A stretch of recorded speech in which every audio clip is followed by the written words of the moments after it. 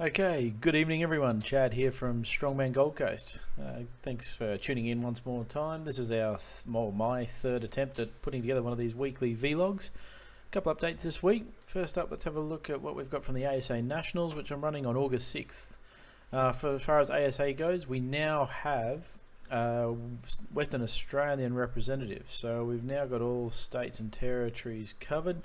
Northern Territory, we've got Chris Green up there. We haven't covered much detail yet, but he's on board as well. So that's all states and territories covered for the ASA. Baden Quinn running out of PTC Perth.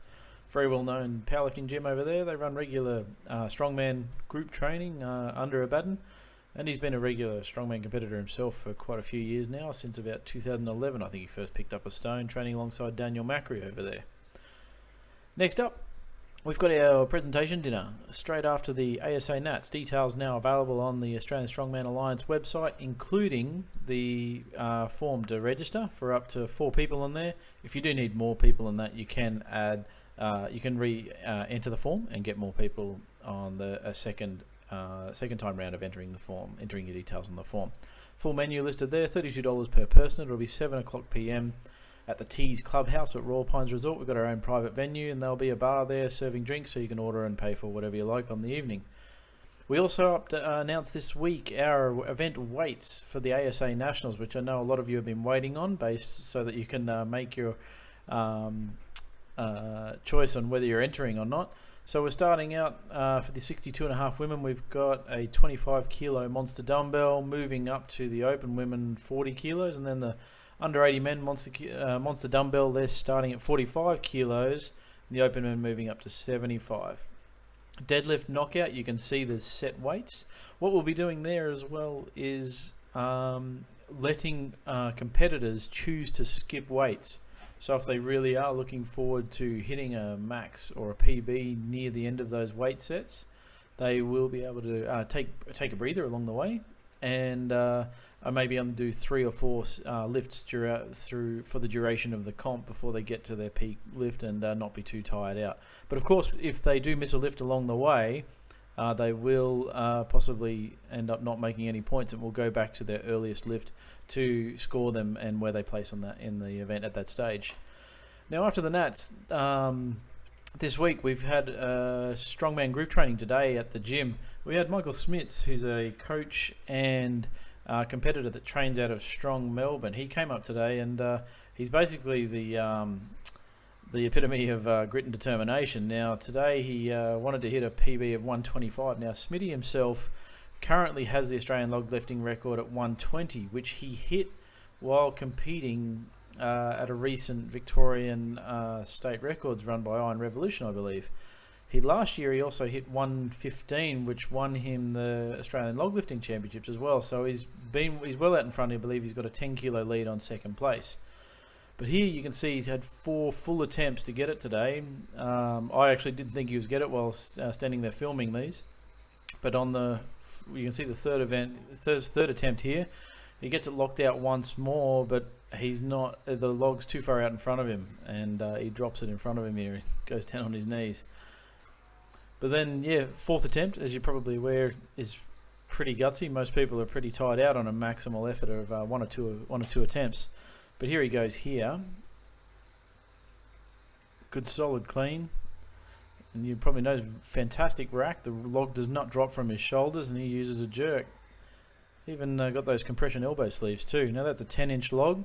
The weight of it is 65 kilos empty. So you add on the 60 kilos, you got 125 there. Now the other ones that have been interesting lately, you've probably seen Andrew Stewart and Lee Shaw going tit for tat with their log lifts and axle overheads, and as well as their monster dumbbells. But we've got here today, Andrew Stewart back on 11th June hit a 135 kilo log lift in training. Now he also has the Australian log lifting record at a weight of 131.5 currently, which he set at the Adelaide Record Breakers in May. Now Andrew's an under 90 kilo competitor, so here he is hitting only 3 pounds shy of 300 pounds at only as a 90 kilo competitor. Even took 2 attempts to get it. Very, very strong strict press there. I mean, well, not pure strict, but a very, very strong set of arms to lock that out. Then we move on to Lee Shaw, who today, to knock over Peanut, hit 136 and obviously hit that lift of 300 pounds. I think it was 136.5, so I think we can probably give it to him and say he's lifted 300 pounds now as a 90 kilo competitor. Lee uses a slightly different technique to Peanut, as you can see. He's got a bit of a minor split jerk in there. Same log as Smitty used before. But Lee and Peanut have gone head-to-head on overheads and events before, and have certainly made a huge amount of gains. From Static Monsters last year, they both hit 120 kilos in the November comp itself, but their PBs before that were only about 115 each, and now we're 20 kilos above that. So in about 8 months of training, the boys have certainly stepped up their game. So we're looking forward to probably some 140 kilo lifts before the end of the year. Maybe at ASA Nuts, we could even see something like 137, 138.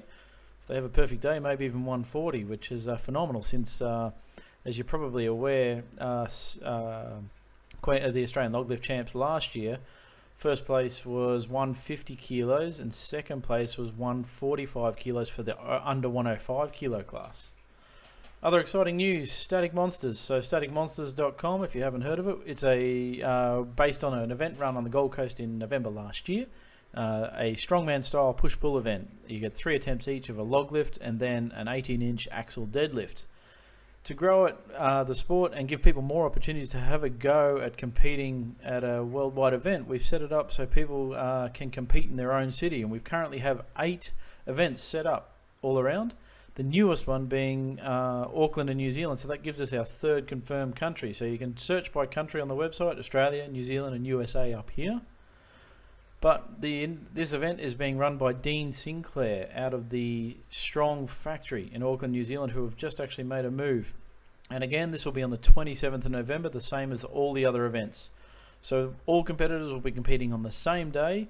They'll be competing with similar implements, and they'll be competing under the same rules and score sheets. So it'll be a worldwide score sheet, and a national score sheet, and state level score sheet, so you can compare yourselves to those around the world or in your country.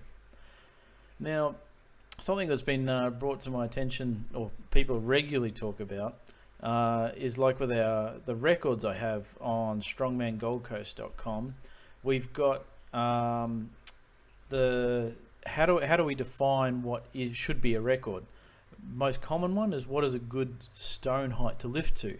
Now, depending on who you're talking to a girl who is 5'2" in the under 63 class. You're talking to an open man who is 6'6", 6'8", 6'10", 150 to 190 kilos in body weight. What's a good height for either of them to lift to for a max stone is certainly a tough one to pick. So probably having defined heights is for a record-setting procedure is actually going to be a bit hard. Now, if we look at, say, the log lifting over the years, we've got here the 1982 World's Strongest Man. There's a group of competitors here very well known: Jeff Capes, Bill Waddington, Bill Kazmaier, widely regarded as possibly one of the strongest man, if not the strongest man to have ever lived. Now, in this event here, you can see they've got a mixture of log sizes going from roughly 101 kilos, and then eventually the final log we move up to is a 161 kilo log, which is 355 pounds, and that was won by Bill Kazmaier, putting in what would be an early rendition of what would be a log Viper press, which has been popularized recently in strongman social media. But you can see each log is of a different size as they move up through the weight classes. And now if you look at log lifting through the years, logs have changed in their shapes, diameters, what they're made of. Obviously they're commonly made of metal. Then there's standard sizings of 8, 10 and 12 depending on where you are in the world. So if we're looking at defining records based on an implement, it's a bit hard as the sport has evolved through the years. As you can see here, we're looking at true logs that have been carved from trees with different weights set based on the size of the tree they used. So our logs at the moment, when we run out of our gym, you can see Lee Shaw and Michael Smits both using a 10-inch log there. We also got a 12-inch log, and we've got a couple of 8-inch logs too, which is a great training log for the smaller people and is regularly used by the women in competition and training as well. So how do you define then which log should be used to set a record, I don't think you really should define it down to exactly one log, because there's no way, again, someone who is, say, 5'1", of the lightweight women who are typically, you know, under 70, under 60 kilos, they're not going to be able to use a 12-inch log. So setting a record like that is probably going to be way too hard for them, because a 12-inch log, a lightweight one's going to be 60 kilos, and would be incredibly hard for someone of that stature to lift. So log lifts have obviously changed in weight through the years. We can see we've got a full list here, but they've also changed in what they've done those log lifts on. The biggest lifts haven't actually been done on the biggest logs. The Austrian oak, possibly the most well-known log currently in competition circulation at the Arnold's in the USA, is a 204 kilo log empty, and no one other than Zydrunas and Lullis were able to lift it this year at the Arnold's in USA. But Zydrunas' log lift records, if you go through the videos on YouTube, have all been done on regular steel logs, typically about 12 inches in diameter, some of them in 10 inches. And you can see Zydrunas has held log records for 10 years now, 2005 to 2015, first person to also hit 200 kilos.